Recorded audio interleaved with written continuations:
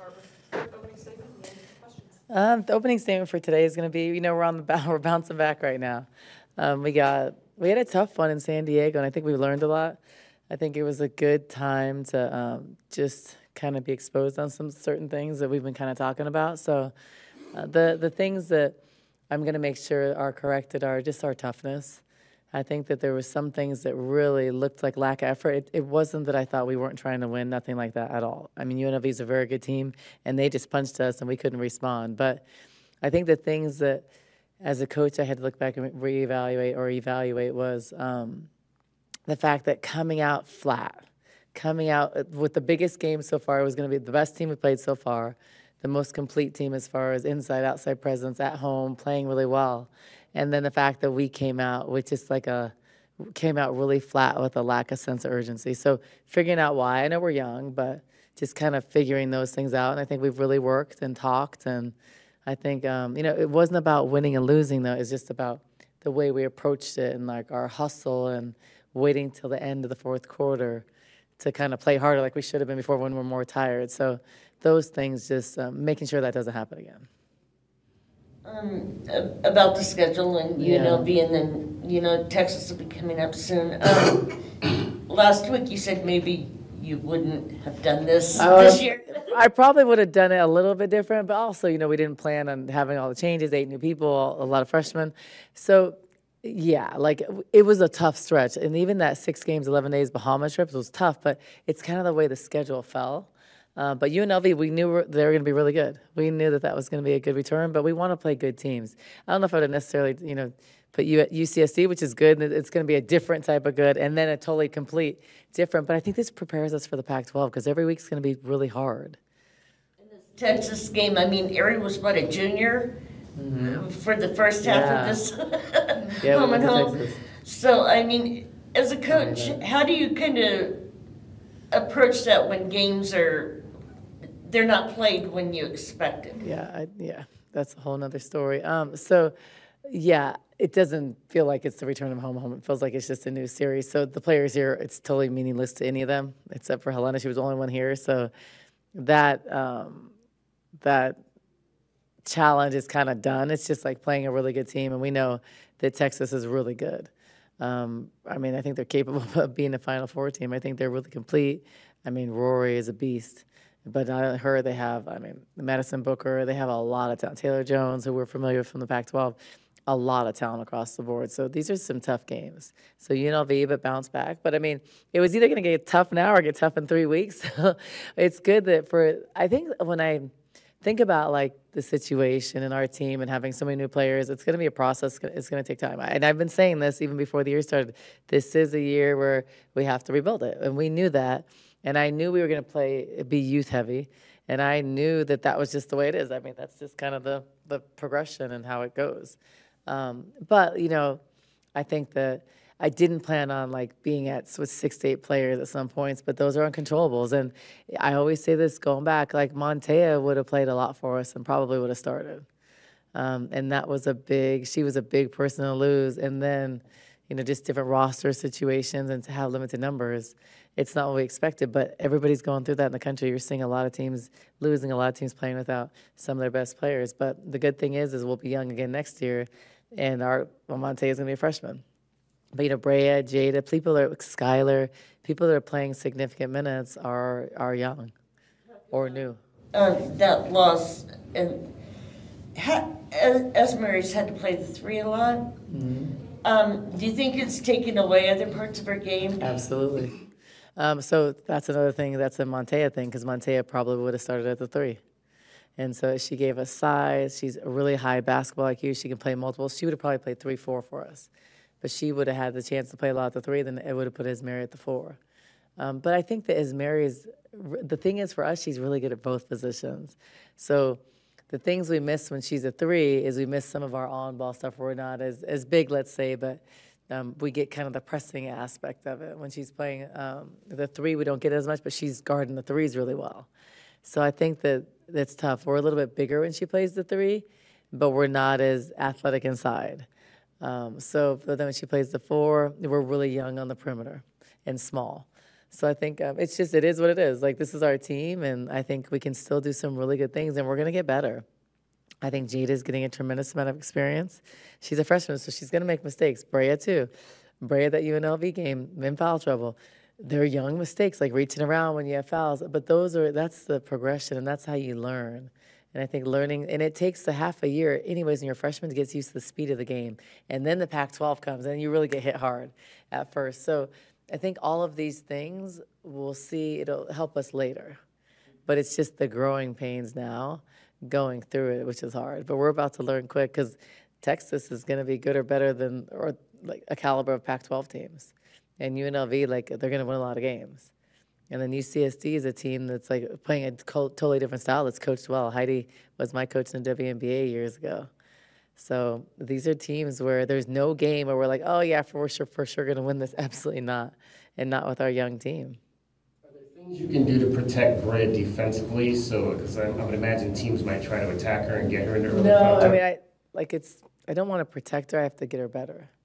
So for me, it's teaching her on film, like, this is the time when you can't reach. This is where you stood up straight and you put two hands. This is where you got to sit a little bit lower and be ready to be in a situation to play this type of defense. So it's more teaching. Like, I don't feel like I have to protect her. I have to teach her that this is what you do and this is the correct footwork, and she's going to learn. And she has to learn, I think. But she has potential to be very good. If I didn't believe in her, she wouldn't be starting.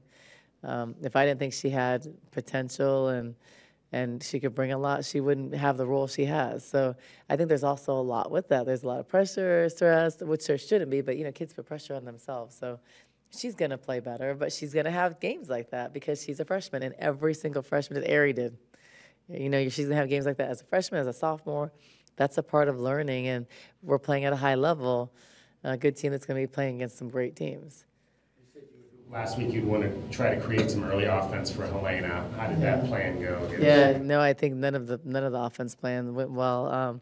But so this week's been a lot of teaching about, we didn't lose the last game because of offense. We lost the last game because of defense. I mean, we allowed UNLV to have 40 points in the first half. So, I think as a player, you automatically think, oh, it's our offense. No, because of the way our personnel of our defense is going well, it's going to create offense. And you can't just get beat back door 4 times in a row. Like, those are things, and we counted. I had them count in film. We watched like a half of the game and counted just in the first half alone possessions that we could have not given up. And that's off of like someone taking the ball from you or not following the game plan on the scout, of stuff we actually drilled and worked on. And it was like 32 points. So there was a lot of things that it didn't come down to the scout. It came down to just getting beat and then rotation or lack of rotation and then toughness things. And that's what I challenge the team as. Those are things that can't be in question. Like, they rated themselves at halftime on their intensity and on their execution. It was all zeros. And so my thing as a coach was, well, why was our approach mentally this for the game, which was the biggest game of the year so far up to that point? And why was there no sense of urgency? Why was no one bringing people together? And those are youth things, and those are developing leaders, and we don't have that right now, and we're finding that. We don't have a vocal. We have some leaders, but they're quiet, but they're just leaders that do the right things. So we need someone, and it might be a freshman. It might be Jada. It might be Isis. It might be someone new. I don't care if new, old. We have 8 new players. So finding that when things are hard, who's going to step up and be that vocal leader? Who is, not when you're up 20, but when you're down 10 in the first half. So those are things, but I think the toughness and things, like, Arizona's always had a team that was blue collar and tough. And we were not tough against UNLV. We were very soft. And the evidence of that was having the ball taken from us like 6 times. And those are things that, like, it can happen once, someone sneaks up on you. It can't happen 6 times. Or the lack of jumping on the floor to get a ball. One person does, 4 people watch. And then you don't go contest. And then the same person gets an offensive rebound. And it's not one person, it's multiple people at different times. So those are the correctable things that don't come from tactic, that come from a mentality and a focus. And so, like, we have to find that. So we're figuring out, like, does that mean, like, lineups change? Does that mean, like, because we can't have starts like that. Like, in the Pac-12, we would have been down 60 in the first half. So Just wanting to approach the game with more of a sense of urgency. We watch the first possessions of a game and we're 10 feet off on someone. You're not tired the first 20 seconds. So that's a mentality. And we watch that. So I have to show that. As a coach, I have to show that on film. This is because a player, you won't think that's what it is. You're like, I was doing that. But then when you watch the film, you're like, no, I wasn't. So I think film doesn't lie. And I think these are just really good teachable moments. So I wasn't like devastated after the game. It was a loss. But it's a really good thing to get exposed on some of those things, get punched, see how we respond, and then to go show film of this is your approach and this is what happened. Like you approach a game like that, you're going to get your butt kicked.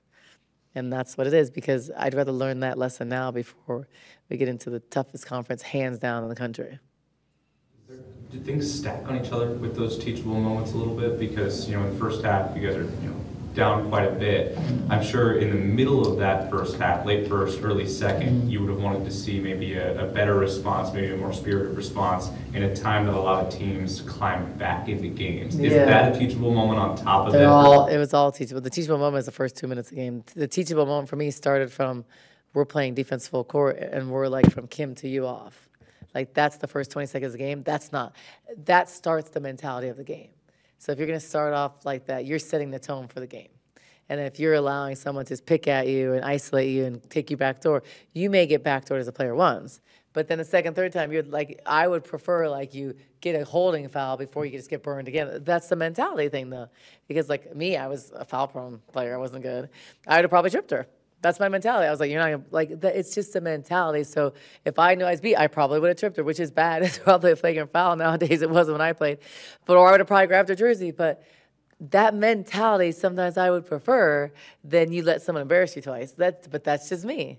Like, I don't, so that's what I expect. I expect that, and you can make mistakes. I would rather someone get a foul from holding and boxing out or doing a really hard box out than standing, letting someone take it off their head.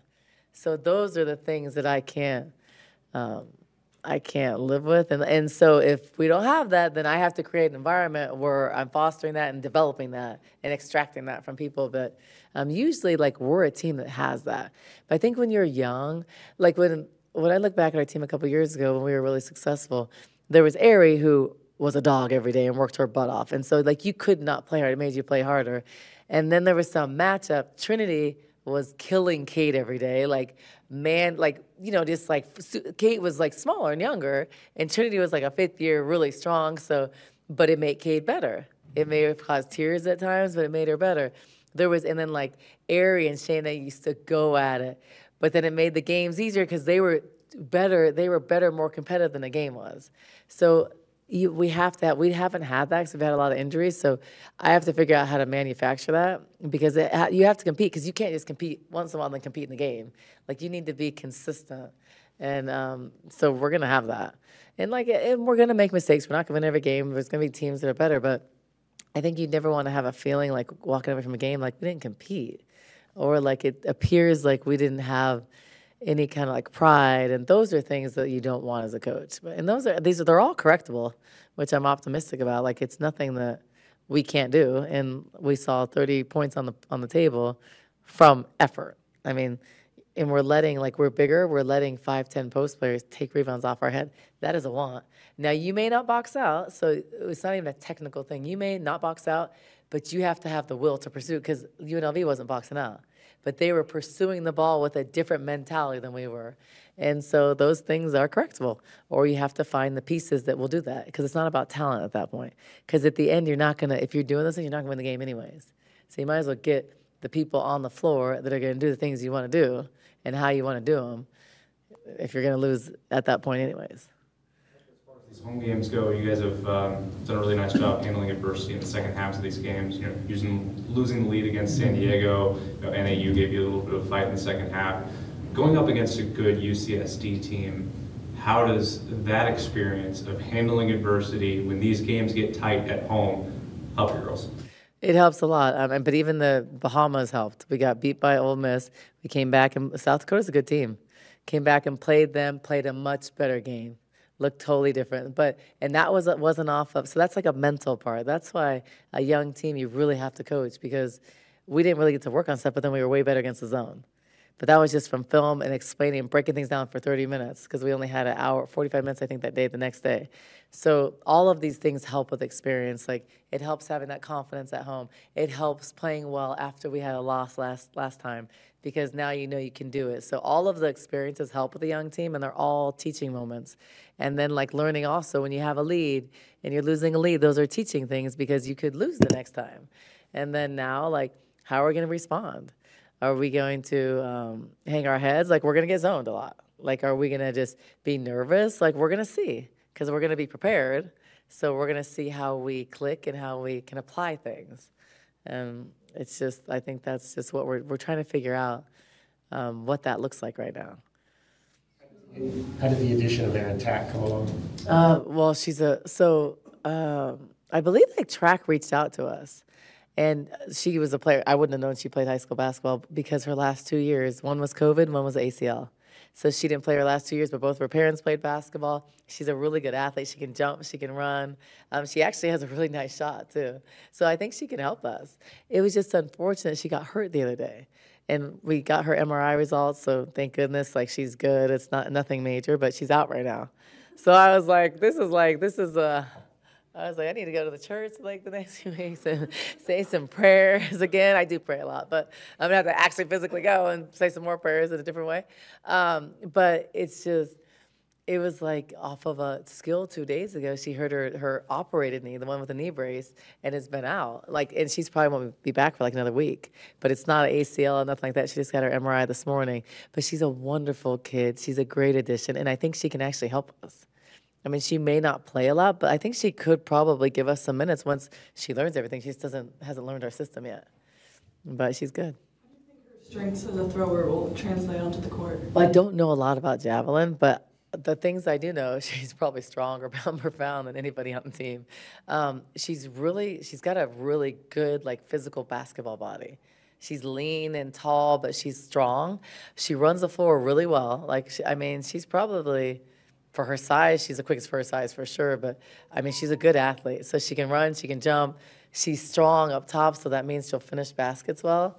I think it helps, but I don't know how, like, the technique of the sport is. I don't know if you, like, spin, we're gonna be travel. I don't know, like, the technique, but I know that she's an athlete, and I know she likes basketball. I know she's excited, and it's a great opportunity for her because we're not an equivalency sport, and so she's getting, for her and her family, it's a great situation, and it helps us. Like, she wasn't getting money every month because, you know, like on track, there's like some have full. So it's a very different situation. And for us, she's getting significantly more. And so I think it's going to really help everything. The team dynamic adjusted? Great. The team's been really good for her. And she came at a moment where we were having a tough little, like, rough patch. Just because, like, we had lost in Bahamas. We didn't feel like we did great. So she came in kind of a time where we had a really long week during Thanksgiving, so we were the team was a little bit down. And I said, well, if you still want to be on our team now, that's probably a good thing. But the team has embraced her. They've all checked on her. They've actually been really good because she just came. No one knows her. So I think that the team likes her because she's a good person, and you feel it and you see it. And she just wants to be there and help. So I think she's going to be a really good addition. Like, I'm excited for her. And that's why I offered her a scholarship last week. We were going to ask you about that. Yeah, so she's got a scholarship. Yeah, I did it last week, and I just did it kind of fast because we had some people out with, I was going to do it anyways. I was just going to wait till the time period because there was no use in doing it now when I thought about it for her school. She wasn't going to play right now. She was just learning the system, and then she was just going in the final, so I was going to wait like another week. But then we had the concussion things. We were only going to have 7 players going to UNLV. So I was like, oh, this would probably be a good time to do it. And I talked to her coach, and I did it. And for her, it's good. I think, you know, it's financially, opportunity. She loves basketball. Her parents played. I don't think she'll stop throwing, but I think that she was really excited about it. And we're excited. It's okay. It's okay.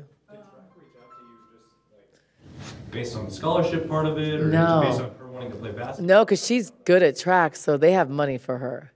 But I think it's just different because I don't know how because she has academics and that, so I don't know, like, the percentage, but we're different. Like, we always assume the scholarship because of the way our sports are. So for us, like, it's because she's going to get, like, the cost of attendance every month. So for her, it's like a couple $1,000 difference a month because we give really good cost of attendance. So, I'm happy because She wants to do it. She loves basketball. She kind of got robbed her last couple of years. Think about it, injury and COVID. That sucks. I think otherwise she probably would have played somewhere. So I think for her, it's like, and we're not really overlapping that much. The very end of our season would be the beginning of hers. So I think if she was doing like indoor and outdoor, I think different, but she's not. So I think it's like, could be a perfect situation for her. Does it help that, like, they had recruited her, so you had people you trusted who knew her? Yeah, so one of the big reasons why it helped, and I probably wouldn't have just added, you can't just add anyone during the season. I know her coach personally. I know Coach Harvey since I was 17, since I played here. I respect him, trust him. And if someone's good, I know they're good or a good person. I think you always worry, or you do always worry as a coach about adding someone else to your locker room that you don't really know. Well, she's already here, and she's a high-level athlete, and she's good. So I think bringing someone like that, it's just safer because they understand the dynamics. I think when you bring someone outside that's never been in a college basketball or a college athletics environment, I think it's very different. Because I think there's just kind of like unwritten rules in the locker room. Like, you don't come as a new player and just start talking you have to kind of, but if you don't know that environment, you don't really know so you don't want someone disrupting the locker room. Or we have good chemistry right now. We have really good people. And so you just want to like save that and know that's really important. So yes, having her as an athlete here, a high-level athlete in McHale, having some people in her classes, and having some familiarity, it was helpful. Or else I probably would have done it. So tomorrow night's game, you're going up against UCSD for the first time, and you're coaching against your former coach. She was the one who drafted you. She coached you not only in Sacramento, but then when you went to Minnesota, she was an assistant coach there. What is that like for you? It's weird. It's weird because she's a lot older than me. It's good. It's always weird when you're going against someone like you played for, it's also weird, like her sister, Tara, at Stanford, Coach Vanderveer. It's also weird being a player in college and coaching against her, because she hated playing against me in college. I used to run the floor really well. So I remember when I played, it would be like the revolving door for those big 6'4" trees they had, because I was small, so I'd run. And so she always talks about that, and I always talk about when I was a coach. It's not really that fun coaching against you. It's I have 50 wins, you have 5,000. Now it's at one point I remember I had 97 wins, and then Tara had 1,000. I was oh, it's gonna take me. I'd probably be dead by the time I ever get close to your wins, but it's just different. And I think her coaching against her now, I really respect her, and I love the whole Vanderveer family, and I really liked Heidi as a coach. She's just a good person, a good woman. I've kept in touch with her, and I've always liked her a lot, and she's a good coach. So it's just different. We're both at different places. It's 20-something years later. I'm coaching. I would have never thought I'd coach. She's still coaching. Then she's living in my hometown. So, yeah, it's just, I'm happy for her. She's a good woman, a good coach, and I'm glad she's successful. Do you remember anything about her as a coach? It's been so long. I've been on so many teams. I just remember she wasn't a big yeller. She was really smart, which I feel like they're all smart, like Tara, her sister, and I feel like they have coaching in their blood. But just a really good communicator. I remember her just always being honest. She's approachable. I just remember her having some really good traits. And I always liked her because, some coaches you don't like, or some coaches are oh, that coach is crazy, or this and that. She was a good coach, a good person, and you wanted to play for her. And I think that says a lot, because you don't always have those experiences. And my first coach, and I need to go back and watch some film because I don't even remember her back then. But I remember Ruthie Bolton, Holyfield, remember her? I remember on one of the first road trips. So Heidi put me as a roommate with her, and I remember being in the room. I'm 20. I was young. And Ruthie's probably 30, but she was an All-American, and she was a WNBA All-Star Olympian, and she was doing one-arm push-ups. And I was show me your one-arm push-ups. Because to me, I've never seen a man, let alone a woman, and she was jacked, do one-arm push-ups. So I remember making her in the room do one-arm push-up, and I mean being mesmerized, this woman can do one-arm push-ups. I thought she was the coolest thing ever. And back then, I also remember there was an older pro. I'm going to ask Heidi about this, actually. Her name was Bridget Gordon. I'm 20, just drafted in the WNBA. My first year, just came from college, no money, nothing, just excited to be there. And I remember they had one of the vets pick me up, and it was Bridget Gordon. she pulls up in this like 2-seater Mercedes with like acrylics this long. And I remember calling my mom like, she had acrylics this long. Like to me, but she was like 30 at the time. She had played overseas like 10 years. But I remember being like, back then no one had nails. Like there wasn't like now everybody's playing with eyelashes and fingernails. Like we didn't do that. Like I had never had them in my life. So I remember telling my mom like, she picked me up. She had these like long acrylics. How does she play with those? But she was still a really good player. And so I remember being like that. It was just weird because she was like, I thought she was old. I was like, I'm 20. And she's like 30, so I'm like a woman. And I remember being like, dang, I have to play against these like grown women. Like, you know what I mean? I just remember that. I was like a kid. And so I always talk to Bridget Gordon about that. She's coaching now, so it's just we have stories. And then me and Tisha Panachero, that was my best friend. And we were like inseparable, and we were rookies together. And Kwesi Barnes, Tangela Smith, all those former players. So yeah, it's just good memories. I mean, when I see her on the road and stuff, we talk about them. So, all right, cool. Thanks, guys. Stay warm.